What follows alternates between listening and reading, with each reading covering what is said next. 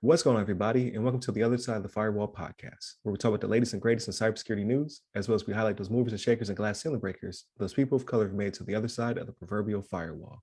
My name is Ryan Williams, and as always, I'm joined by Shannon Times. What's up? What's up? What's going on? So welcome to another episode. Definitely continue to tune in throughout the week. So this is Tuesday's episode. If you missed Mondays, please go back where we talk about how the Hive ransomware gang or syndicate or whatever you want to call it, the cabal was disrupted by 13 countries, and how they had their infrastructure seized and their decryption keys given out to those who were impacted. So definitely a good article or a good topic based upon an article for you to tune into. And then Wednesday, which will be the next episode, we'll talk about how Howard University was selected by the United States Air Force to help with the autonomy technology for military systems. So, and how that will be funded and for how long. So definitely tune in for that.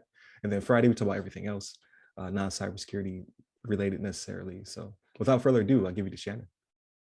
All right, everybody. So this article is actually from securityweek.com. It's by Edward Kovacs.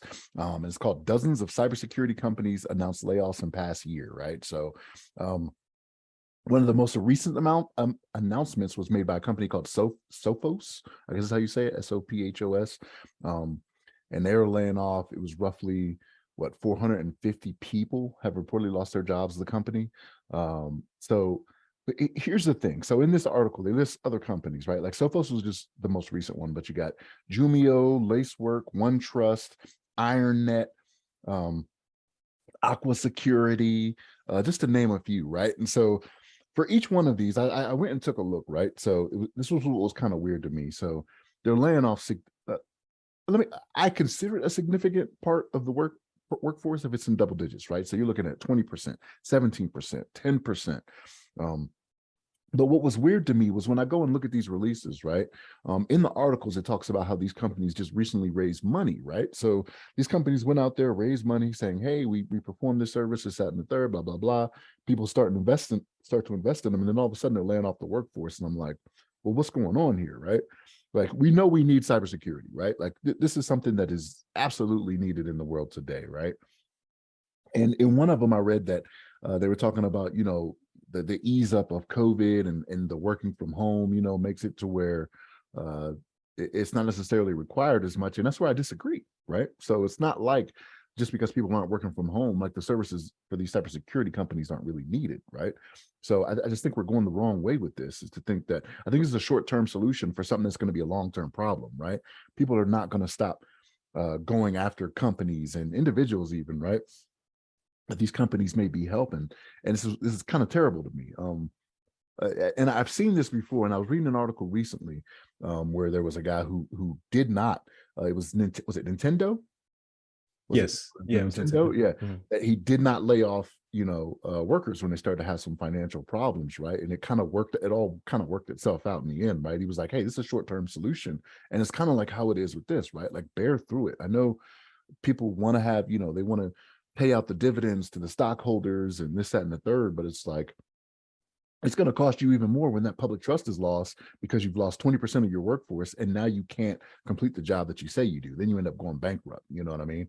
Like, I don't understand why this is the way they go. And it's okay, we got to let the jobs go. I realize people are expensive, right? You got the different insurances, you got to pay them. When it comes to IT and cybersecurity, like, they demand a salary that's kind of large, right? It may not be, a quick little 30,000 like you could pay somebody working in fast food or whatever, but this is just something they should not be doing. They shouldn't be doing this, because it's one of those things where we've talked about this in the past as well. Like, when it comes to cybersecurity, like, there are so many jobs out there that are needed, right? That need to be filled. But then you see stuff like this and you're like, well, wait a minute, what's the truth, right? So ISC squared, right? So the people that do CISP and other certifications, they actually had a study conducted, right?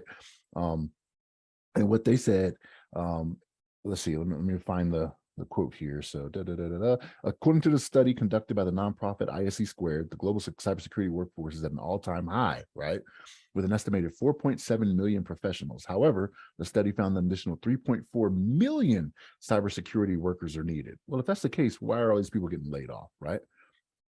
They're saying 70% of the 11,000 cybersecurity professionals who took part in a survey conducted by the nonprofit saying their organization does not have enough cybersecurity employees. So they think there's 3.4 million jobs out there. 70% of the people that are already in, these positions are saying they need more help. What is going on here, right? Like, is this just so a CEO can have a larger, golden parachute? Like, what's going on here? This is going to hurt in the long run, and just it's sad news to see. This is very sad. But what's your thoughts on it, Ryan? Yeah, I think it's poor timing, right? Because there are a lot of people, like, so the whole surge was for the past 2 years, like, we need people in the pipeline, we have to fulfill these slots, we need these things, and yes, it is very expensive.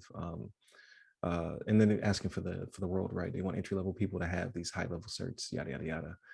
And now, because of the not even the recession, but the panic of a recession, they're starting to tighten the purse strings. So I can see, like, I'm seeing a lot of, like, 1 week they're hiring, 1 week they're not. So they're doing hiring freezes. But I was surprised to see that they're letting such a large percentage of people go.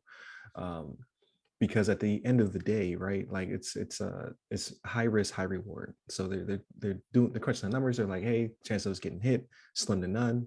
They try to factor in pride. What my assumption, I've never been a CEO or a COO, but my thought would be, like, they're sitting there taking calculated risks. Like, okay, if we let these people go, what's the chance of us actually getting hit with a cyber attack, and how much will that cost us in the long run? And you have to hope that your projections are going to be near correct, or as correct as possible, right? Like, you have to make sure you're in the black at the end of the day. Um, I, I, not to be a fear monger, but someone is going to get they're going to get their numbers very wrong, and they're going to go under, or they're going to suffer such a bad breach that they will lose, like you said, public trust, the shareholders who, I own stock, right? Like, so I get it. Like, okay, yeah, I would love to see greater dividends and all that good stuff, but I don't want to tank at the end of the day, right? Like, if your stock plummets because you're part of a massive, like, this has never been done before breach, uh, you're probably going to be uninsurable at that point. You're not going to be able to retain people. No one's going to want to come into a burning building necessarily, at least not for the right price point you're looking for. That money you're trying to save will go out the window. Like, it's not going to be good. So hopefully it will remain at dozens and not become tens of dozens or hundreds or thousands or things of that nature. Because, like we talked about, the social media platform, I forget its name, but it was one of the Twitter likes, just dumped this whole team. Just like, nah, we don't need that. Okay, like, so what happens when your members PI gets out there, or photos, or not tweets, but whatever you call your messages are leaked, and then you tank, right? So that public trust is very important. Not just because you want to make sure your customer is satisfied, but your bottom line will be disrupted, and you will go the way of the dodo in that case. So Was uh, it Getter? Was I it think Getter? it was a Getter. It's Getter and Rumble and a bunch of other off. It's like off Broadway and off Broadway. Like, it's like off Twitter and off Twitter. Um, they're just gambling out here, and I get it. Like, I can see it from a perspective. Like, okay, we have not been breached, so what's the chances of it happening? What's the chance of lightning striking? Very high, especially now that we talk about there has to be a pendulum, right? Like, there has to be an ebb and flow to it. So we're down 41% of people paying. That's great. Cyber attacks are up, though, because now they're trying to get that money back. We talked about yesterday, ransomware gangs are being disrupted. Those portals are coming down. Those keys are being distributed to the victims. Uh, Now they're hungry. So what's the chance of them attacking you with your fresh meat? Like, we need to get that money back. And I just don't get it, right? So, like, you have these companies that say we don't need to have these people on staff. We're just going to hire out third party. Well, these are the third parties, you know what I mean, that are laying people off. Right. So, that's another reason it doesn't make sense to me, right? So you have more people going to you because they don't want to maintain the staff themselves. They're just like, okay, I'm gonna let you guys do that for me. And then when Yeah. you guys are doing it, like, where are these dominoes going to stop, right? It's like plop, plop, plop, plop, plop, plop, plop. You know what I mean? Yeah. I don't get it. Yeah. And I am being biased, right? Because it is the market is not going in my favor. So it's pushing more people out. So there's more people to compete against. And these positions that they said were millions, of vacancies may be more like hundreds of thousands or tens of thousands, right? Like as they continue to shrink. So like, yes, you probably should be fully staffed and have all these people, but if you're getting away with it, the chances of you actually manning 100% get slimmer and slimmer. So it's sort of like what they're doing in the military, right? You'll never be 100% manned. Like we just try to get you to a certain threshold so the mission doesn't fail. Um, but the military has infinite money. You don't. So I don't think it's a good idea for you to go too close to the bone, because it could not work out in your favor.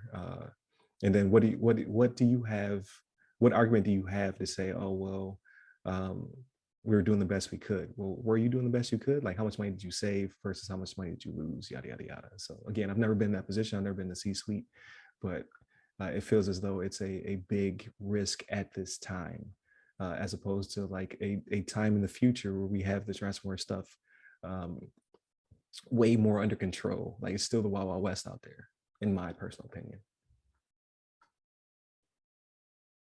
So, but I think it's pretty good wrap up for this article. So definitely continue to tune in. Like I said, Monday, Tuesday are topics, Wednesday's discussion. So tomorrow we'll talk about the Air Force and their investment in Howard University, and then Friday everything else. So if you want to listen to us ramble about movies, books, games, things Shannon doesn't like in media, we'll definitely talk about that.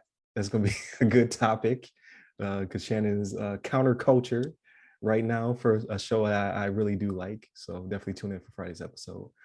Hit us up at all of our social medias. They go by our name. Hit me up personally. I'm at RyRy Security Guy. That's RYRY Security Guy on Twitter, LinkedIn, and Clubhouse. Stay safe. Stay secure.